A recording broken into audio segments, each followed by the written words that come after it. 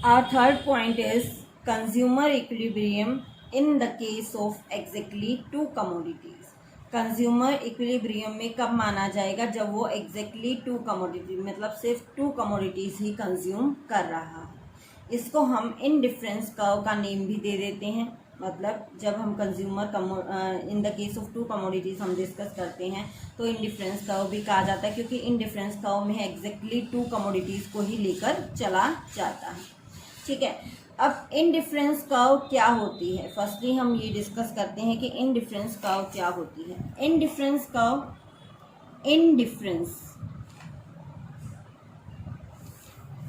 Indifference का meaning ही इसमें छिपा है कि नो डिफरेंस, कोई डिफरेंस नहीं है। किसमें डिफरेंस नहीं है? कि आप टू कमोडिटीज की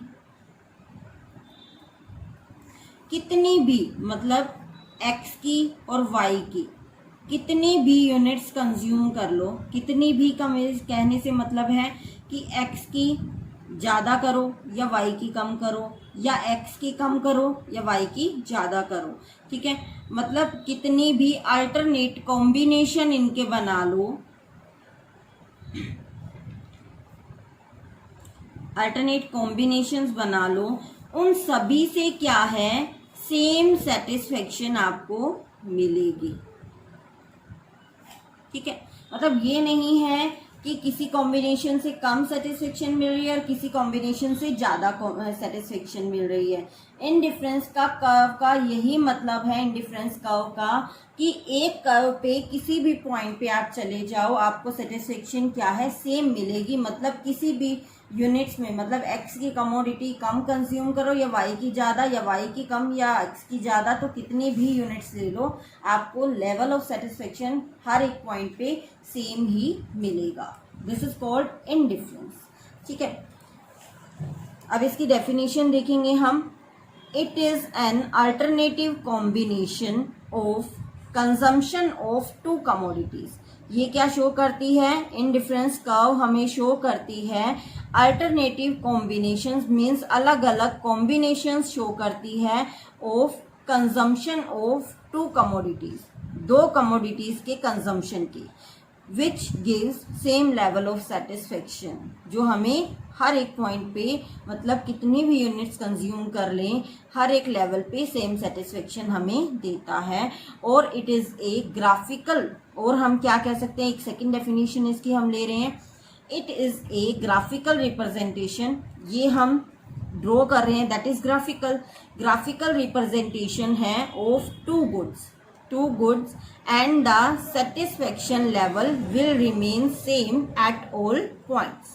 ठीक है, ग्राफिकल रिप्रेजेंटेशन जो हम करेंगे उसमें हम टू गुड्स की अल्टरनेटिव कॉम्बिनेशन शो करेंगे, ऑल्सो हर एक पॉइंट पे क्या है, हमें सेम लेवल ऑफ सेटिस्फेक्शन मिलेगा। सेकेंड पॉइंट इज कि इनडिफरेंस कर्व जो मेजर करती है यूटिलिटी, वो किस फॉर्म में होती है? ऑर्डिनल फॉर्म में होती है, जो हम पहले ये पॉइंट कर चुके हैं। ऑर्डिनल फॉर्म में कौन सी होती है? ऑर्डर फॉर्म में, means A B C rank decide कर दिए, या किसी भी तरह से कि इससे हमें ज़्यादा सेटिस्फेक्शन मिल रही है, इससे हमें कम सेटिस्फेक्शन मिल रही है, बट एग्जैक्टली हमें नहीं पता कि कितनी कम या ज़्यादा मिल रही है। ठीक है, that is ordinal measurement of utility. तो इनडिफरेंस कर्व हमें बताता है कि ऑर्डिनल मेजरमेंट ऑफ यूटिलिटी मतलब किस तरह से मेजर किया जाता है। अब हम इसको ग्राफिकली रिप्रेजेंट करेंगे कि जो इनडिफरेंस कर्व होती है वो किस तरह से होती है। दैट इज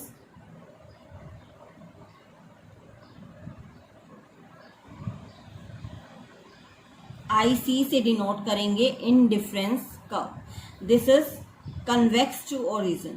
कन्वेक्स मतलब ये ओरिजिन की तरफ झुकी हुई होती है, कन्वेक्स टू ओरिजिन। ठीक है, देन आती है हमारी, अब इनडिफरेंस जो कर्व होती है हमारी, एक तो क्या होता है, डिमिनिशिंग होता है। डिमिनिशिंग मतलब नीचे की तरफ, डिक्रीजिंग फॉर्म में होता है, नीचे की तरफ जाता है। सेकेंडली ये हर एक पॉइंट पे क्या है, कॉम्बिनेशंस को, जैसे हमने वाई कमोडिटी की, एक्स कमोडिटी की इतनी यूनिट्स कंज्यूम की, मतलब दिस वन, x की इतनी करी, y की इतनी करी। y गुड हम यहाँ पे शो कर रहे हैं, y की इतनी कमोडिटी कंज्यूम कर रहे हैं और x की इतनी कमोडिटी हम कंज्यूम कर रहे हैं। ठीक है, इस पे भी हमें सेम लेवल ऑफ सेटिस्फेक्शन मिल रहा है। This is point A. ठीक है, अगर हम यहाँ पे पॉइंट ले लेते हैं, अगर हम x की इतनी कमोडिटी कंज्यूम करते हैं और y की इतनी कमोडिटी कंज्यूम करते हैं, तो बी पॉइंट पे भी हमें क्या है, लेवल ऑफ सेटिस्फेक्शन सेम ही मिलेगा।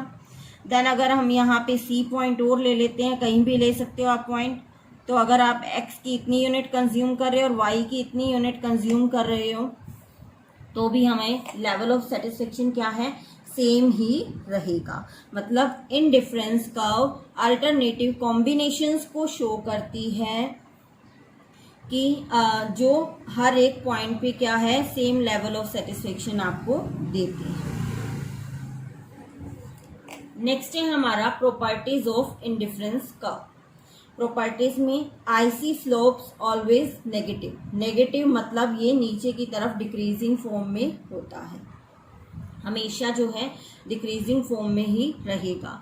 अब इसका स्लोप्स जो होता है मतलब इसका स्लोप, ये हम क्या कहते हैं, स्लोप ही होता है ना, कि डिक्रीजिंग फॉर्म में नीचे की तरफ बढ़ रहा है, तो ये इसका स्लोप ही है। ये अपने स्लोप की वजह से ही डिक्रीजिंग फॉर्म में होता है या इंक्रीजिंग फॉर्म में होता है। ठीक है, अब देखो इसका स्लोप जो है वो डिमिनिशिंग में, मतलब नेगेटिव क्यों होता है, क्यों डिक्रीजिंग में होता है, ये किसकी वजह से होता है, इसके स्लोप जो जिसको हम मार्जिनल रेट ऑफ सब्स्टिट्यूशन बोलते हैं, MRS की वजह से ये क्या है, नेगेटिव फॉर्म में होता है। MRS क्या है, इसका स्लोप है। ठीक है, MRS marginal rate of substitution. अब सबसे पहले सब्स्टिट्यूशन क्या है, सब्स्टिट्यूशन होता है कि जब एक कमोडिटी की जगह पे, जैसे x कमोडिटी है, उसकी जगह पे आप परफेक्टली जो है y कमोडिटी यूज कर लेते हो और आपको सेम लेवल ऑफ सेटिस्फेक्शन मिलता है। ठीक है, मतलब इसको यूज करो या इसको यूज करो, आपको कोई डिफरेंस नजर नहीं आता, सेम लेवल ऑफ सेटिस्फेक्शन आपको मिलेगा। मतलब आप x की कुछ एक यूनिट या x को छोड़कर आप y कंज्यूम कर लेते हो, या y को छोड़कर आप x कंज्यूम कर सकते हो। ठीक है, दैट इज कॉल्ड सब्स्टिट्यूशन। अब मार्जिनल रेट ऑफ सब्स्टिट्यूशन इसका होता है, स्लोप होता है। अब इसका फॉर्मूला होता है del y upon del x और नेगेटिव का साइन रहता है इसके साथ। ठीक है, ये फॉर्मूला लर्न करना है आपको। नेक्स्ट प्रॉपर्टी है इसकी कन्वेक्स टू ओरिजिन, कि ये कन्वेक्स होता है। ठीक है, कन्वेक्स मीन्स ओरिजिन की तरफ झुका हुआ होता है, कन्वेक्स टू ओरिजिन होता है। ठीक है, अब कन्वेक्स टू ओरिजिन क्यों होता है ये, देखो इसके लिए हम एक शेड्यूल करते हैं। कमोडिटीज हैं हमारे पास ABCDE। गुड एक्स से हमें गुड एक्स से यूटिलिटी ये मिल रही है, गुड वाई से ये है। ठीक है, अब डेल एक्स में क्या है, मतलब एक एडिशनल से आपको चेंज कितना मिल रहा है। पहले की हमारे पास माइनस करने के लिए कुछ नहीं है, तो यहाँ पे हाइफन लगा देंगे, मतलब कुछ नहीं है यहाँ पे। देन सेकंड में से 2 - 1 करेंगे, दैट इज 1। 3 - 2 करेंगे 1। 4 - 3 1। 5 - 4 1। देन गुड वाई की हम लेंगे 15 20, पहले का कुछ नहीं, 15 - 20 5। ठीक है, फिर इस तरह से 3 देन 2 देन 1। ठीक है, अब इसमें नेगेटिव साइन हम शो नहीं कर रहे हैं क्योंकि ये नेगेटिव आ गई है, तभी फॉर्मूला में क्या है, आगे नेगेटिव लगाया जाता है। ठीक है, देन हमारा फॉर्मूला क्या था, MRS का डेल y, मतलब second commodity del y divide by del x, मतलब y की कमोडिटी x की कमोडिटी एक और कंज्यूम करने के लिए, मतलब 1 से 2 करने के लिए, x की पहले हम एक कमोडिटी कंज्यूम कर रहे थे, तो y की हमने 20 कंज्यूम कर रखी थी। ठीक है, और अगर हम x की एक यूनिट और कंज्यूम करना चाहते हैं तो हमें y की 5 यूनिट को सेक्रीफाइस करना पड़ेगा। x की एक कमोडिटी को यूज करने के लिए हमें y की 5 यूनिट को सेक्रीफाइस करना पड़ेगा। नेक्स्ट अगर 1 यूनिट को हम कंज्यूम करते हैं तो हमें क्या है 3 यूनिट को सेक्रीफाइस करना पड़ेगा। अब ये डिक्रीज क्यों हो रहा है डिफरेंस, क्योंकि law of diminishing marginal utility जो हमने पढ़ा है कि हर एक यूनिट को जब हम कॉन्टिन्यूसली कंज्यूम करने लग जाते हैं तो हमारी मार्जिनल यूटिलिटी क्या होती है, कम होती जाती है। ठीक है, तो अब एक यूनिट को हमें अगर कंज्यूम करना है तो इसकी क्या है, कम यूनिट हम छोड़ेंगे, 3 यूनिट को सेक्रीफाइस करना पड़ेगा। नेक्स्ट 1 यूनिट को हमें कंज्यूम करना है तो 2 यूनिट ऑफ दिस, 1 यूनिट को कंज्यूम करना है और तो 1 यूनिट ऑफ दिस, मतलब 5 3 2 1 जो है हमारा रेशो में आ जाएगा। 5 एक रेशो के लिए एक यूनिट ऑफ एक्स के लिए 5 यूनिट वाई की छोड़ेंगे, एक यूनिट के लिए 3 की वाई की 3 यूनिट छोड़ेंगे, एक यूनिट ऑफ एक्स के लिए हम 2 यूनिट्स छोड़ेंगे, एक यूनिट के लिए 1 यूनिट छोड़ेंगे। ठीक है, अब जब ये रेशो जो है डिक्रीज होता जाता है, ध्यान से सुनना, जब ये रेशो डिक्रीज होता जाता है तब जो है आपका जो कर्व का फॉर्म होता है वो कन्वेक्स टू ओरिजिन होता है, मतलब इस तरह से होता है। ठीक है, जब आपका ये रेशो इंक्रीज होता जाता है 5 3 2 1 होता जाता है तो आपका जो है इस तरह से आता है कर्व। अगर ये कांस्टेंट होता, मतलब आप 1 की जगह 1 सेक्रीफाइस कर रहे हो, 1 की जगह 1 सेक्रीफाइस कर रहे हो, ठीक है, या फिर आप ये भी ले सकते हो कि 1 की जगह 2 सेक्रीफाइस कर रहे हो, 1 की जगह 2 सेक्रीफाइस कर रहे हो, फिर से 1 की जगह 2 सेक्रीफाइस कर रहे हो, फिर से 1 की जगह 2 सेक्रीफाइस कर रहे हो, तो आपका स्लोप क्या आता, कांस्टेंट आता, इस तरह से। ठीक है, क्योंकि रेशियो क्या है, कांस्टेंट है। ठीक है, अगर ये इंक्रीज कर रहा है मींस 1:1, मतलब 1 यूनिट को कंज्यूम करने के लिए 1 यूनिट छोड़ रहे हो, फिर 1 यूनिट को कंज्यूम करने के लिए आप 2 यूनिट को सेक्रीफाइस कर रहे हो, 1 यूनिट को कंज्यूम करने के लिए आप 3 यूनिट को सेक्रीफाइस कर रहे हो, 1 यूनिट को कंज्यूम करने के लिए 4 यूनिट को, 1 यूनिट को कंज्यूम करने के लिए 5 यूनिट को सेक्रीफाइस कर रहे हो। तो मतलब आपका रेशो बढ़ता जा रहा है, बढ़ता जा रहा है, तो आपका कर्व कैसा आएगा, इस तरह से आएगा। ठीक है, ध्यान रखना है कि अगर आपका रेशियो घटता जा रहा है तो इस तरह से आएगा, अगर इक्वल है तो कांस्टेंट रहेगा, अगर इंक्रीज होता जा रहा है तो इस तरह से रहेगा। क्लियर? तो इस तरह से जो MRS होता है उसकी वजह से, स्लोप की वजह से ही उस कर्व की शेप आती है कि वो किस शेप में दिखेगा। Clear? Next our property is indifference curve never intersect each other. Indifference जो कर्व होती है वो कभी एक दूसरे को नहीं कट करती। ठीक है, मतलब आपकी इंडिफरेंस जो कर्व होती है वो इस तरह से, 2 इंडिफरेंस कर्व एक दूसरे को इंटरसेक्ट नहीं करेंगे कभी भी। ठीक है, ये इसकी प्रॉपर्टी है। Then it never touches both axes. Both axes मतलब ये देखो यहाँ पे हल्की सी मेरा डिफरेंस है, वैसे यहाँ पे होता ही नहीं, इसी तरह से आती है, मतलब यहाँ पे भी इस एक्स एक्सिस पे भी नहीं टच करेगी और ना ही वाई एक्सिस पे टच करेगी।